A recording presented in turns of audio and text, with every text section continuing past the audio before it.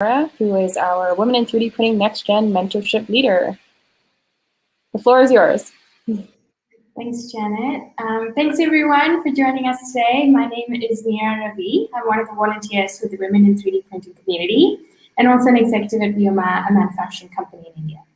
This program has been in the making for several months now, and we're very excited to bring additive manufacturing experts and students together through the Women in 3D Printing Next Gen Mentorship Program. Special thanks to all the mentors. We couldn't do this without you. Now, I'd like to introduce you to my fellow host, Rashmi. I'll let them introduce themselves and get us started.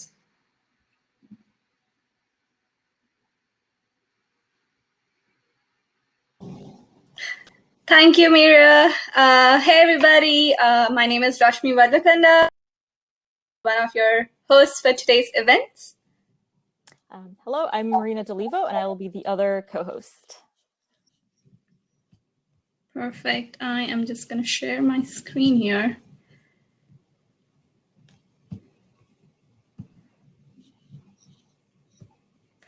Marina, can you see my screen? Yep. Great. Thanks, Mira, for the introduction and welcoming everyone. So let's just look at the agenda for today's session. Firstly, we'll look at a few guidelines and expectations of the mentorship program, such as meeting cadence.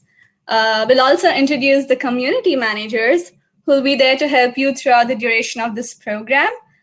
Just a shout out to all the community managers who are a part of a bigger group of volunteers who worked for many, many months to make this program where it is today. And we are very excited to kick off the program today. Next, we'll look at a few resources that we compiled for you to just help you go through the program smoothly and also make the best use of your time here.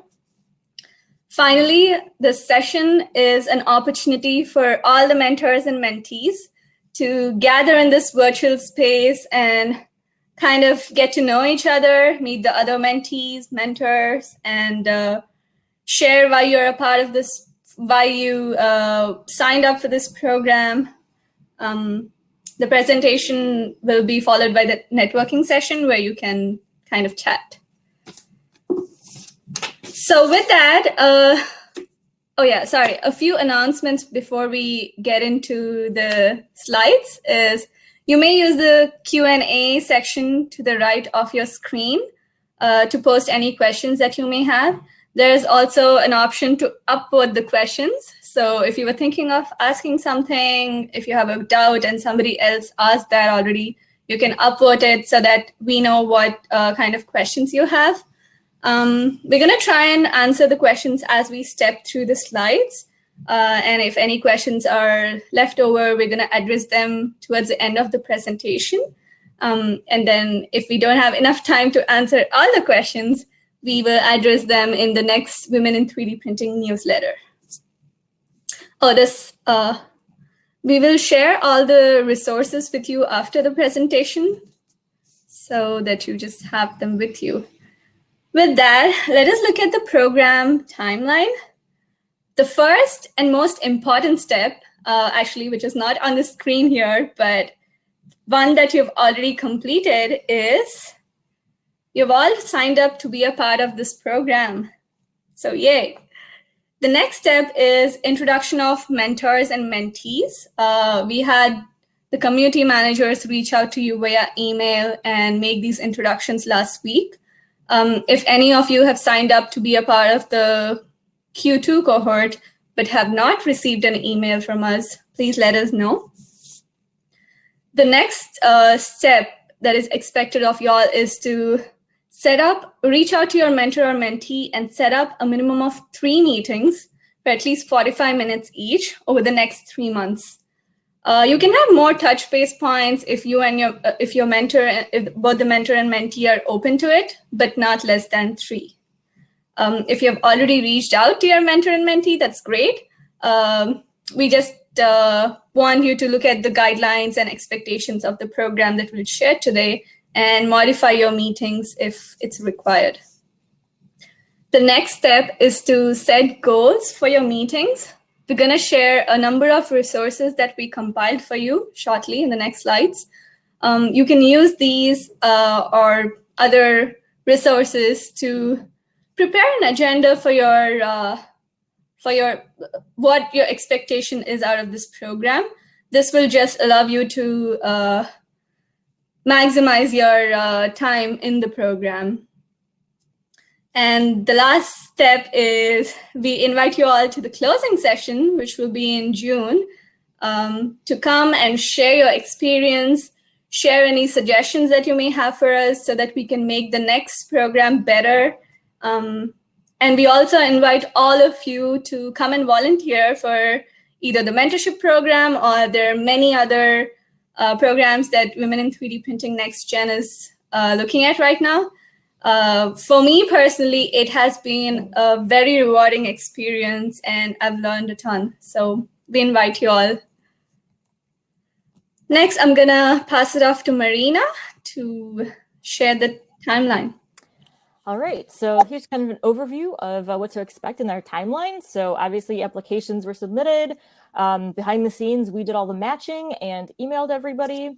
This is the kickoff event. We are having 2 sessions of this, one right now, one tomorrow. You only need to attend 1 session. So if you're here, you do not need to attend tomorrow's session. It'll just be a repeat of this. We plan to do some midway check-ins. Your community managers will do a check-in via email.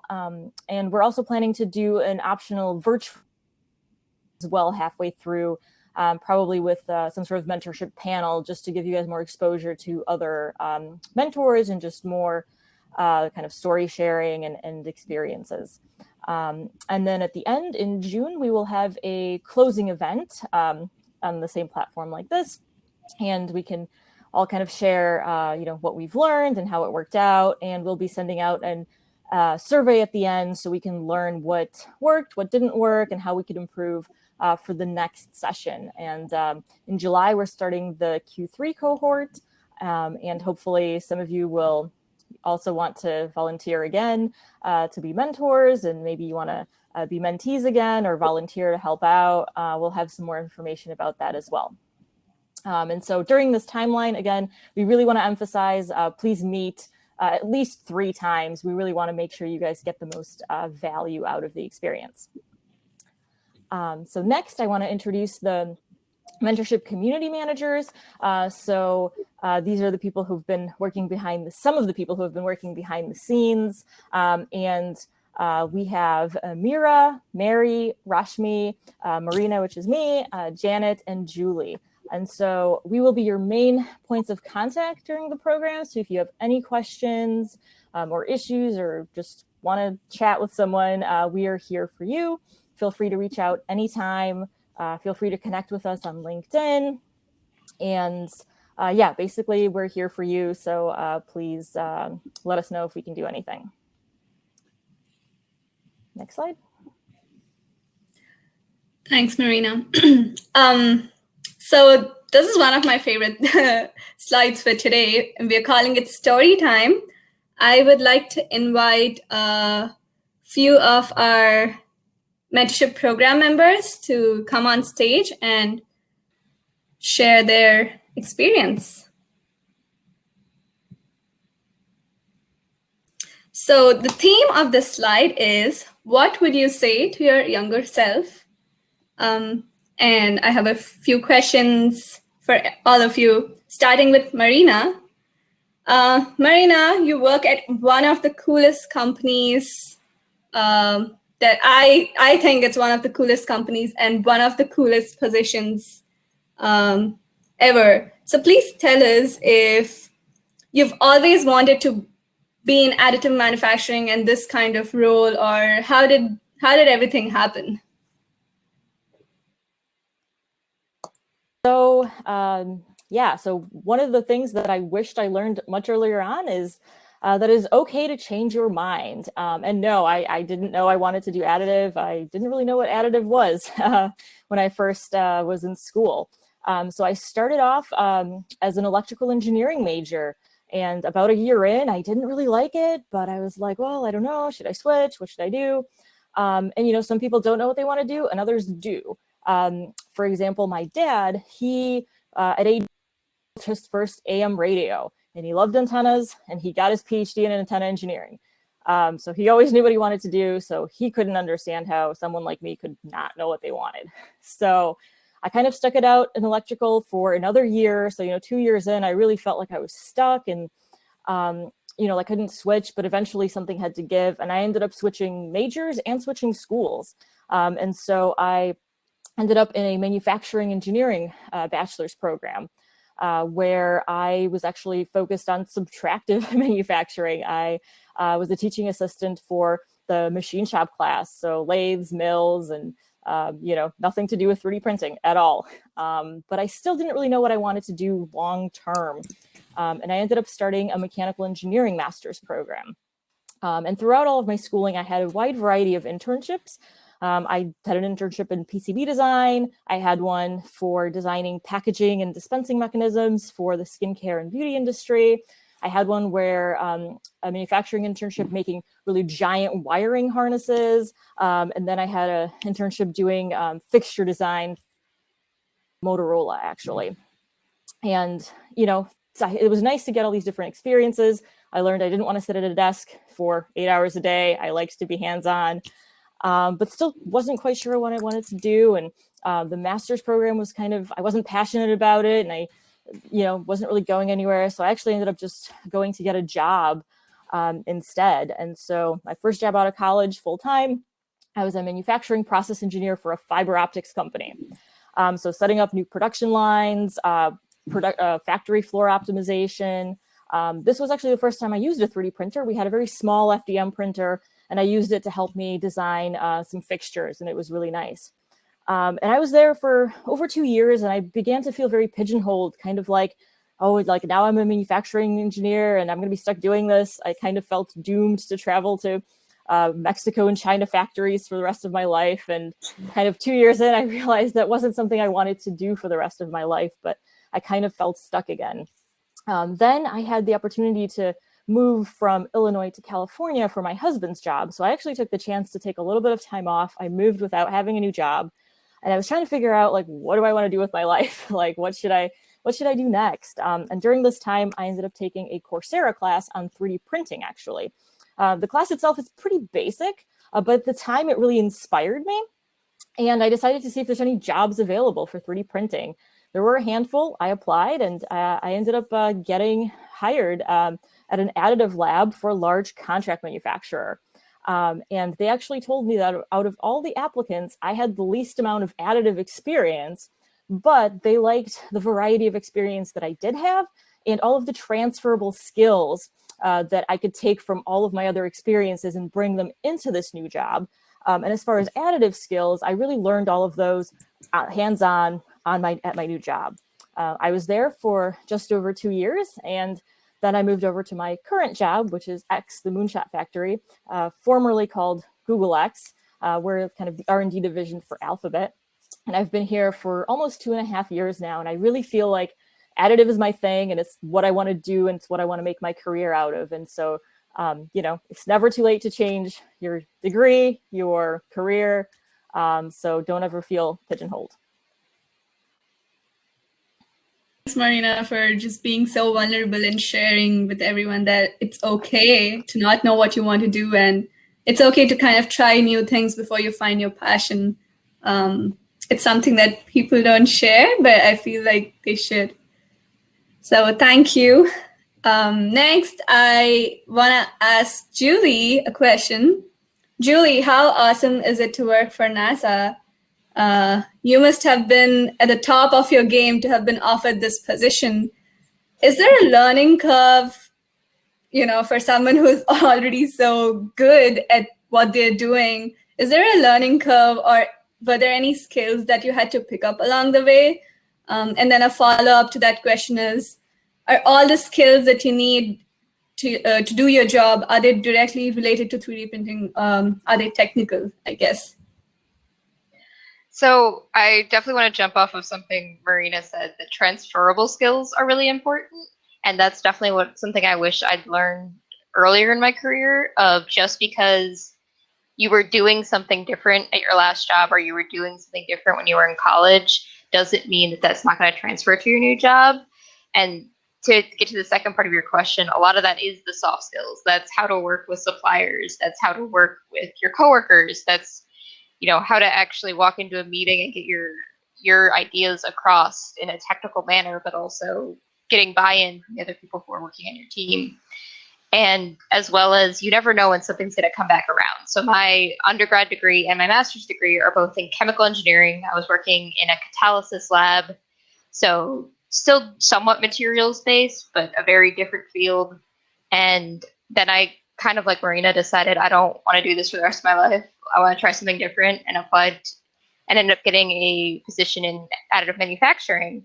And you'd be surprised what skills I learned from that have come back around. I actually pitched a program a couple of weeks ago that's like additive for fuel cells, so back to the catalysis roots. And so that's what I'd tell my younger self, definitely, is just because you changed careers or just because you moved on to something different, focus on those transferable skills. And also, if you aren't satisfied with where you are, like Marina was saying, you can change your mind and go somewhere else. But also focus on what skills can I learn now at my current job that will help me get where I want to be, more so than just the technical side of things, which might not transfer as well. Great. Just another question for you, Julie. Like, you know, I know when we spoke in the, you had to ask for some of the trainings in your company. Mm-hmm.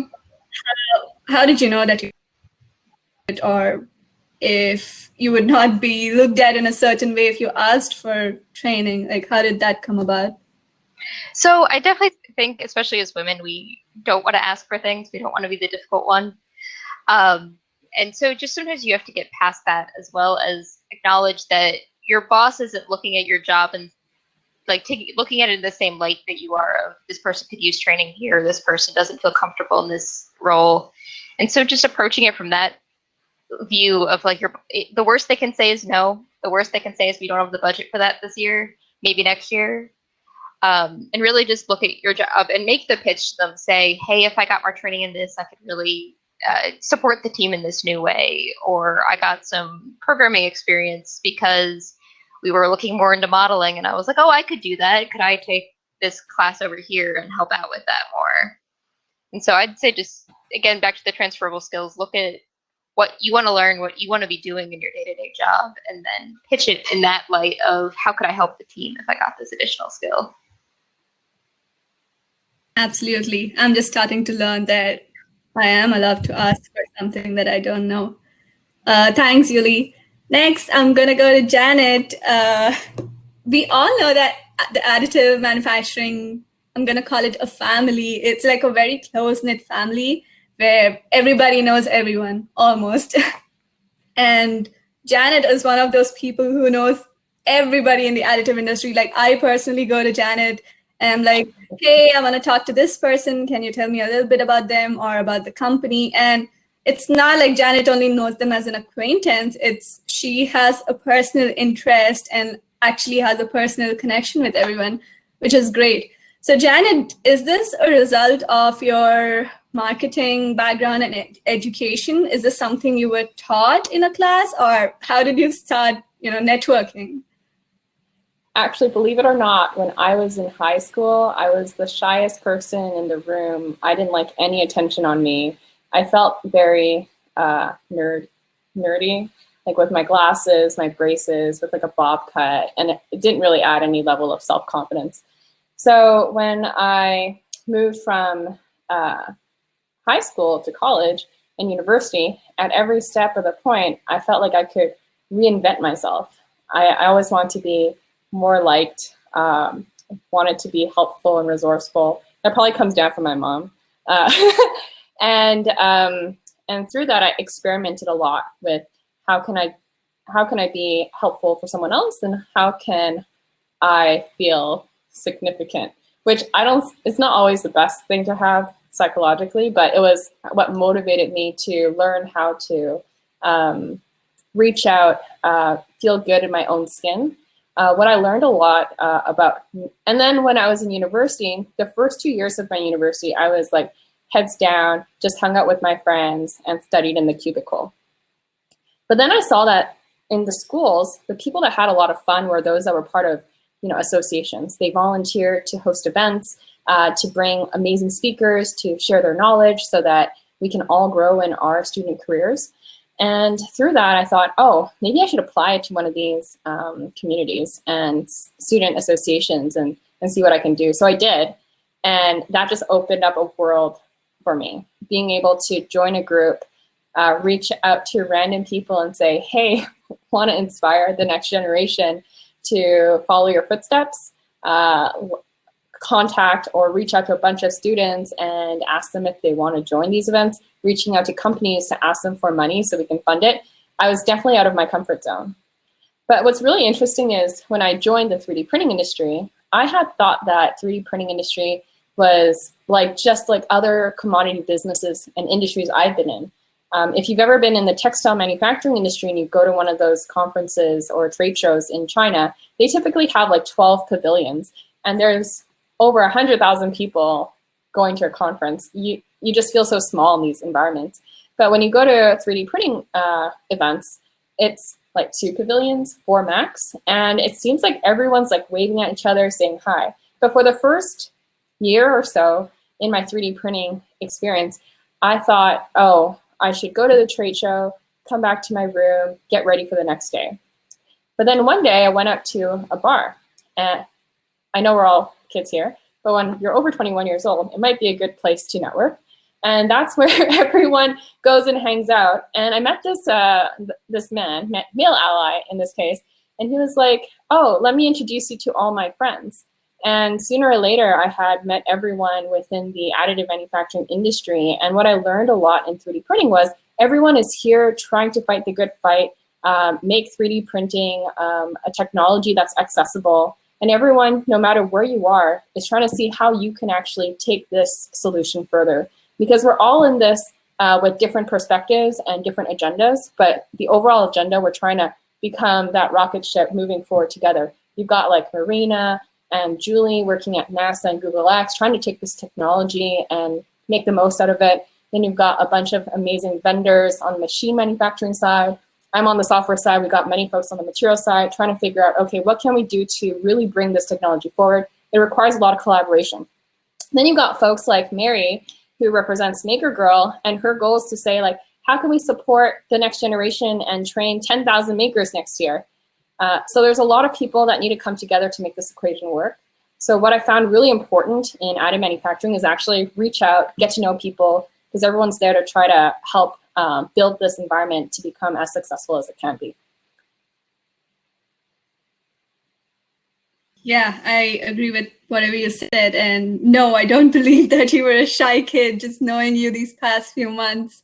And actually, thanks to Janet for pulling me in. I've been a part of Women in 3D Printing for 3 years now, but I never actively got involved in a program. But she kind of pulled me in, and I've just been having so much fun helping organizing the programs and meeting new people. It's just awesome. So Mary, kind of building off on what Janet said and about networking and people skills, you have a very unique path that you kind of carved for yourself. And I'm going to go back to a basic question, which may sound silly, but why should anybody be a mentee? What is there to learn from talking with other people that you cannot, learn from books or articles or online videos? Yeah, it's actually a good question. I think that especially from in college, I studied chemistry. So I didn't really know too much about 3D printing until about my junior year of college, when I fell in love with it and really got to know the organization that I'm the CEO of now, Maker Girl. And as I was becoming a senior, I was trying to decide whether I'd go work in a bunch of different labs or if I could take this on full time. And I actually had to talk to a lot of my mentors at the time to see what would be the best option. And so I think the best reason about being a mentee is that you can bounce off so many different questions, ideas, maybe similar experiences they have gone through and where you want to be. and actually get a lot of different feedback on knowing that you have support no matter what decision you make, but that they are also there to kind of support you along that way, kind of being that sounding board throughout the process, either if you're taking a leap of faith or you just have a lot of questions that you want to ask someone that is where you want to be, and being that, providing that. Something that I really would say to anyone that is being a mentee is to be as open and honest as possible with your mentor. You don't need to hold up any like perfect facade or any like kind of have it all together. I think the best thing that I've ever learned in mentorship conversations is to be as open as possible, because then they can bring you to your better self. So yeah, that's why I think you should be. Excellent. So thank you all for sharing your stories. I guess I'll just share one line about the biggest thing that I would have I hoped I would have learned when I was younger. So when I came out of college with my master's degree, I was in this academic environment and head down in research. And I came out to the industry and I was like, technical knowledge is king. Technical competence is everything. And then technology is everything. But I'm an application engineer now. So I came to the industry and I was like, technology is really nothing without people's acceptance. Technology is only a tool to make people's lives easier or better or whatever they need it to be. And so the biggest thing I wish I'd learned was build these relationships, and not just as I want something from you, but in a genuine, honest way. Like, get to know what people are interested in, what their goals are, and how you can help them achieve that using your technology. So great. Thank you, ladies, for sharing all that. I think for the next slide, we're going to go to Marina. If you can talk about the resources that we have compiled. Sure.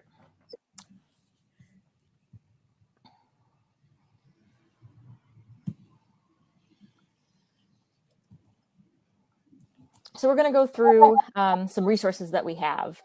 So first, in order to make sure you guys get the most out of this program, we would really like for you guys to set kind of two goals.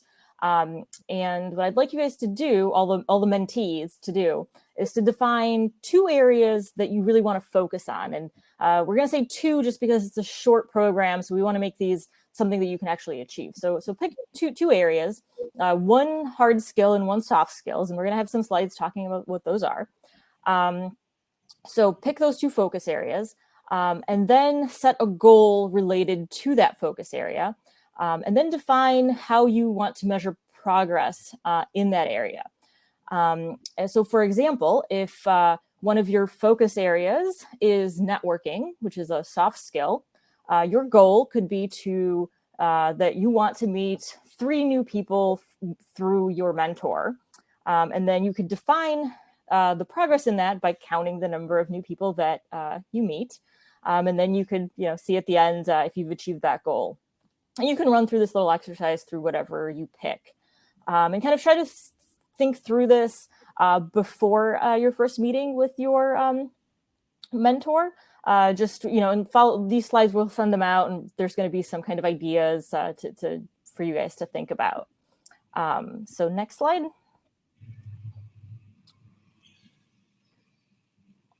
So more about goal setting, and kind of even before picking goals, you kind of want to go through some logistics with your mentor. And I would recommend doing this just via email before your first meeting. And that's just going over things, what platform do you want to use to meet? We really recommend something that has video chat, just because it's a lot more personable to see the person you're talking to.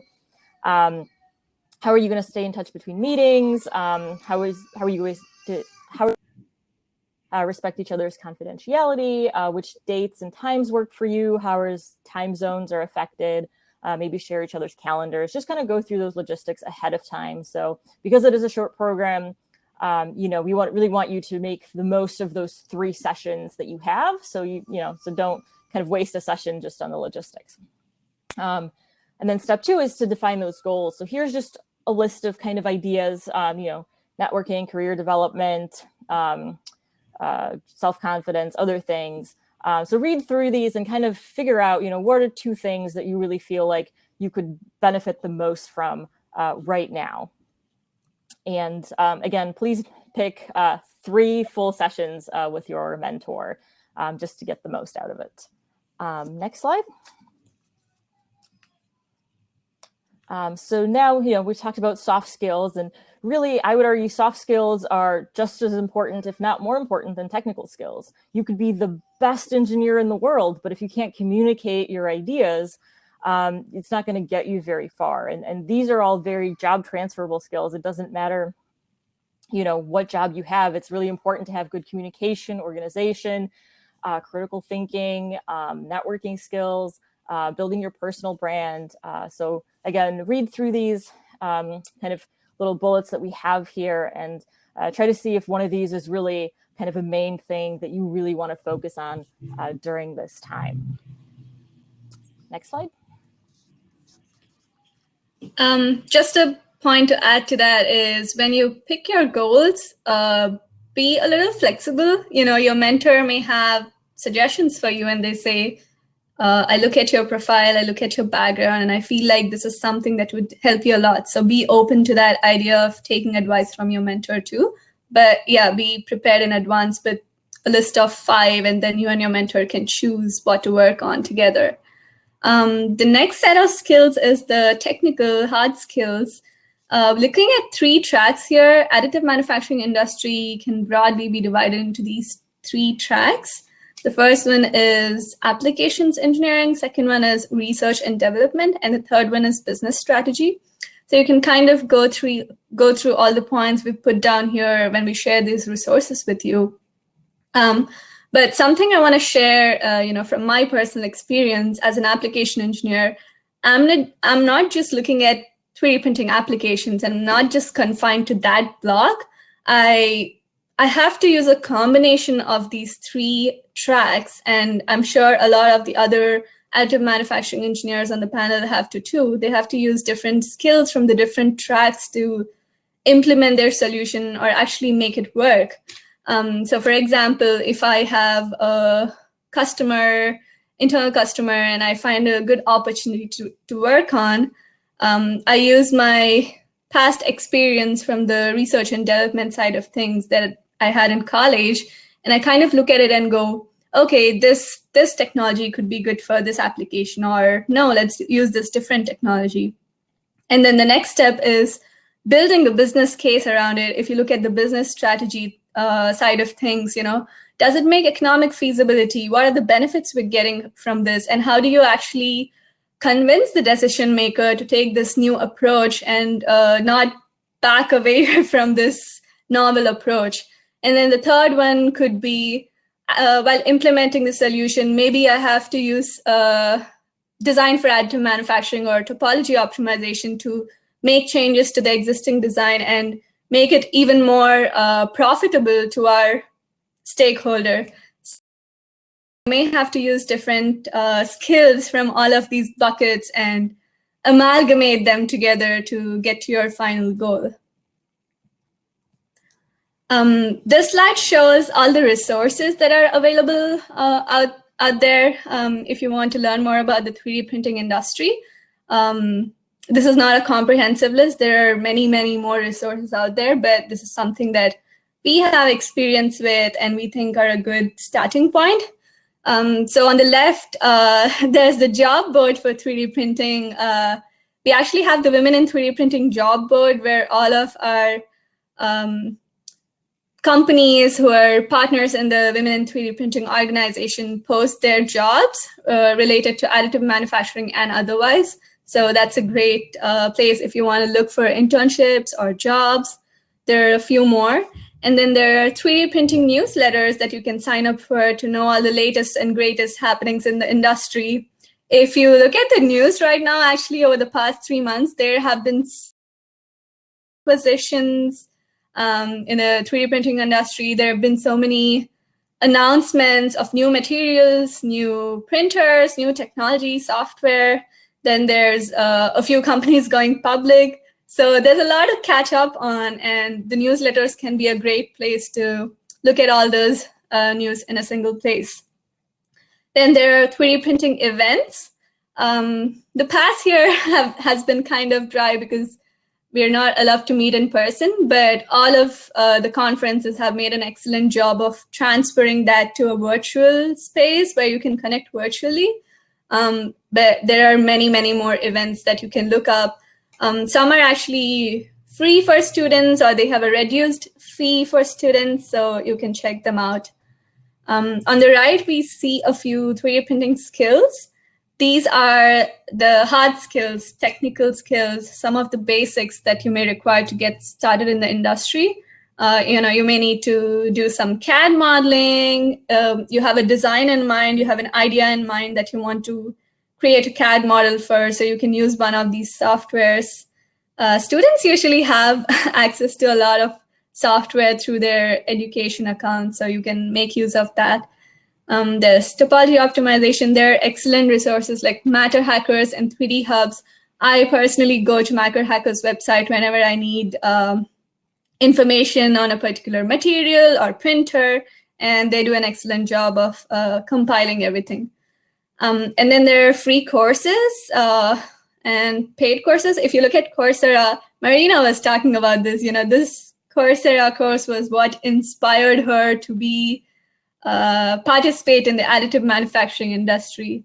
Then there are books and other marketing resources. So with that, those are all the resources. Like I said, we will share them with you after this event. Coming back to the basics, I guess, this is something most of you may have seen before deciding to become a mentor or mentee. What are the benefits of being a mentor or mentee? And again, the expectation is that you meet at least 3 times over the next 3 months and make use of this time. Also, you can see a few dates on the bottom here. Those are the dates for the next cohort. We are gonna finish this program in June, and then the next cohort starts in July. So if you like what you've seen so far, or after going through the program in June, if you feel like this has been helpful to you, please encourage your friends or colleagues to apply to be a mentee or a mentor and share their knowledge and meet more people in the industry. Also, for the next cohort, the deadline to apply is June 30th. So we're going to share that again in the newsletter. Just keep an eye out for these important dates. With that, we are going to go back and look if we have any questions. We have a question asking about the slides, sharing the slides after the event. So yes, we will be sharing all those resources. And you can always reach out to us either via email or LinkedIn and talk to us. You've heard from 4 wonderful mentors here, and if you feel like you have more questions to ask them, I'm sure they're always open to it.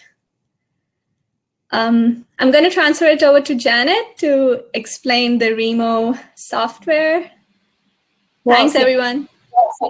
Thank you, Marina and Rashmi. So we will now go back to the virtual floor. Feel free to jump from table to table, turn on your camera and mic, and you guys can all meet other mentees and mentors that are part of the program. So thank you everyone again for joining us. We really appreciate Women in 3D Printing for allowing the next generation team to exist over the last 6 months.